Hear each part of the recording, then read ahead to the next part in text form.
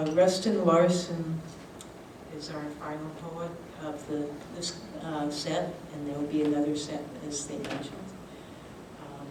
His writing appears in the anthologies Wild Gods, New Rivers Press 2021, and Watsininicon Almanac. Selections from 30 years, that's the University of Iowa Press 2023. His poems have also appeared in the New Yorker, the Iowa Review, Puerto del Sol, the Penn Review, North American Review, and Poetry East. So let's give a hand for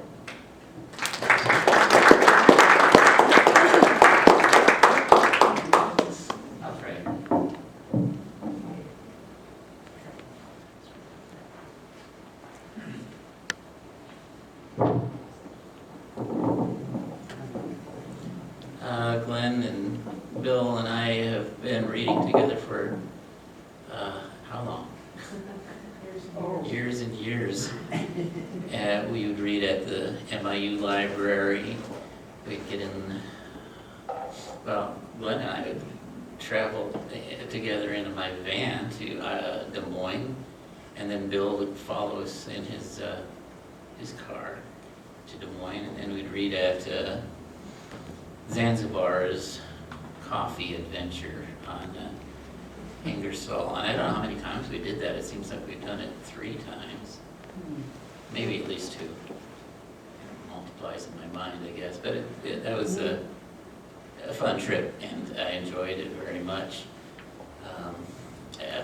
Thinking of reading, at least what I'm going to do during this first part, I wanted to string together something like a suite of poems, and every time someone gives a reading, they kind of like rebuild their poems. You know, I think they create a new piece of art by stringing their poems together. And so I asked myself what I'm going to do, and I answered, well, I'm going to follow Glenn's lead, and I'm going to read poems with, not about birds, I guess, but there are birds in them. And so this is a string of bird poems, as best as I can do. I don't feel like I'm a bird poet, or even an outdoor poet, but these just happens to be poems that have birds, at least mention the word bird, or a bird, or something about a bird, in them, to celebrate spring and to string these poems together in some way. I hope it works. So, here we go.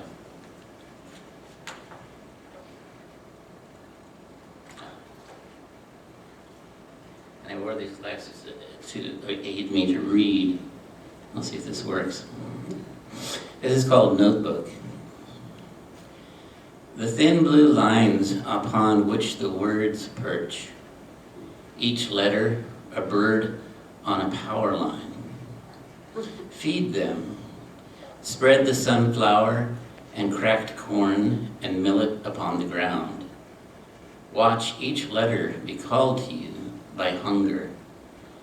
Hear their disciplined, hear their undisciplined singing. Be lost, and if you drop breadcrumbs as you fall into the darkness of the tall trees, watch them be consumed by such scarlet measures and intervals of blue.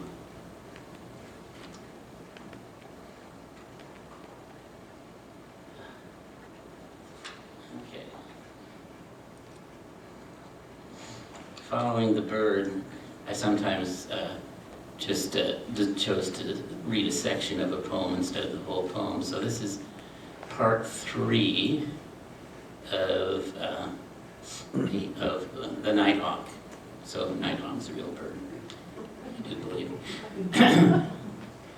Evening, and the clouds moving, stately as ships to war.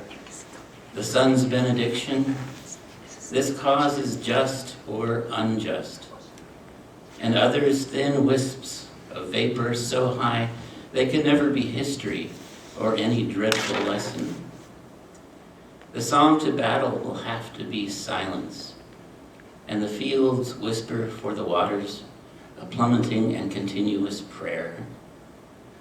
Maybe in grace, maybe toward evening, I follow, O wings, and in the rainpipes, a whistling gravity of things begotten with the clarity of glass unearthed and clean to repeat itself, a drink held and sweating, and a flavor of love colonizing our senses after a furious summer's day.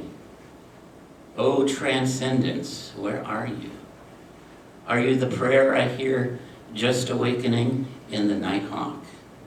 Are you the light I know seizing my body now, in this hospital, my arms stuck with needles, and my carnations withering in an orange juice tube, my daughter painted into stained glass?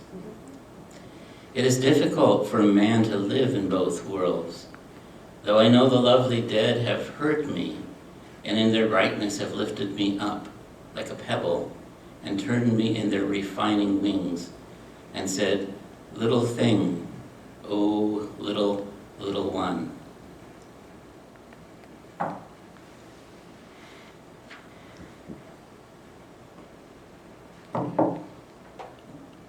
Make sure I got the, okay. This is part 2 of the Dvorak, Antonin Dvorak poem. Only the one that I wrote. Part 2. Homesick, anxious to speak your language. You spent one summer 89 years ago in this bohemian settlement, and they honor you with this festival. This small church echoes with your piano quintet in A major.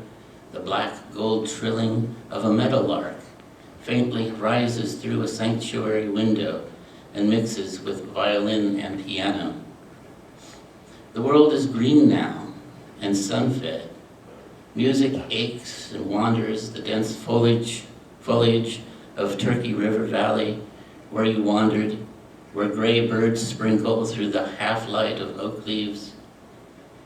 This place was enough to keep you. The people you spoke to were peasants, farmers. Perhaps you enjoy best talking to them about the virtues of coarse bread, or what to swallow for a cough, or who could remember what the morning air smelled like outside of Prague, 100 kilometers from the city, where pockets of purple loosestrife blossomed. Every time I listen to public radio and they play some Dvorak, they always mention that he lived for a summer in the Iowa town of Spillville, and so the whole poem's about Spillville. I'll just stay there.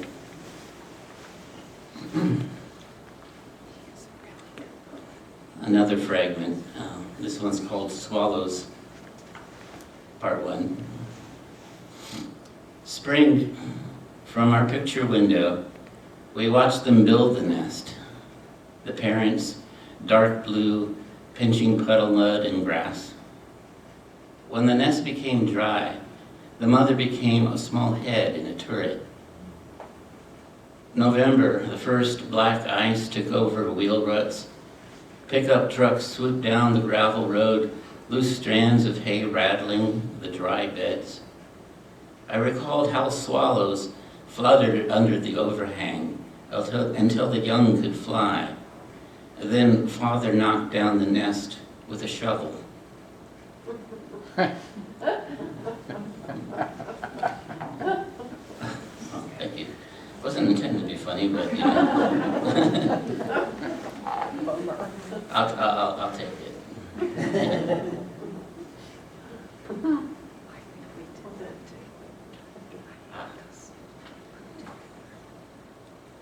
Okay, I was blamed. I've never seen a loon in real life, or heard one for that matter, but I wrote a poem anyway.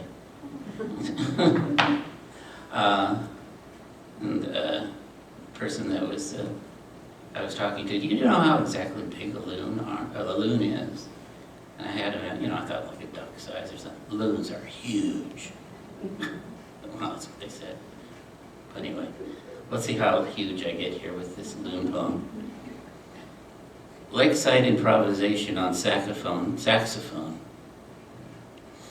As the tall pines jam the lake's border and stars seep through twilight, as cries of loons shimmer the water, the windows of cabins wick bright, and messages embroider space, the aurora borealis, the dark boats that scrape the dock like spirit casks of wine, the encryptions heterodyned to the drunken moon, the eyes fishing the blackness for clues, the night howling its ensilvered blues.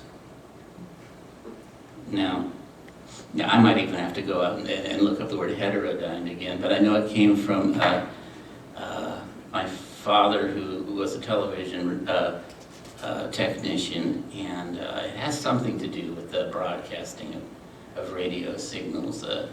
And so, I'm sorry I've forgotten, but I wrote this a long time ago. I thought I knew it once, and I thought it sounded pretty cool to put in a poem.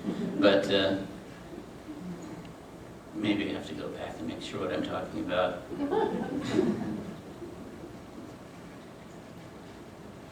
Okay. Well, Dad appears in this one here. It's called Attack of the Ball.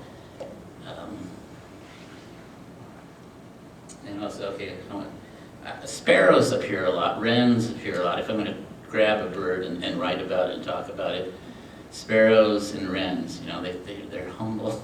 They seem humble, but they seem gentle, and they seem, peaceful. So often sparrows and wrens will appear in a bird line. So there's a sparrow here. Attack the ball. My father says, pitching it to my glove, don't let it attack you. I taste the leather, pound my fist in the pocket, feel the crack of the planet hitting my palm. Attack the ball, kick the earth, invent the soil, sweat and let the trees applaud in a gust. Throw the spinning world we must toward each other, father and son, while neighbors lacquer their hot rod the color of mid-autumn and fumes make us high.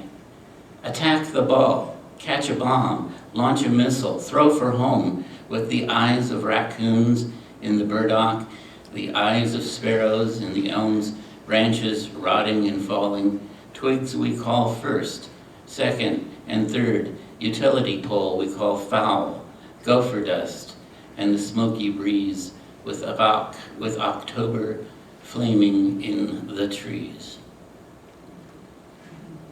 I think that's my 10 minutes for this section. So.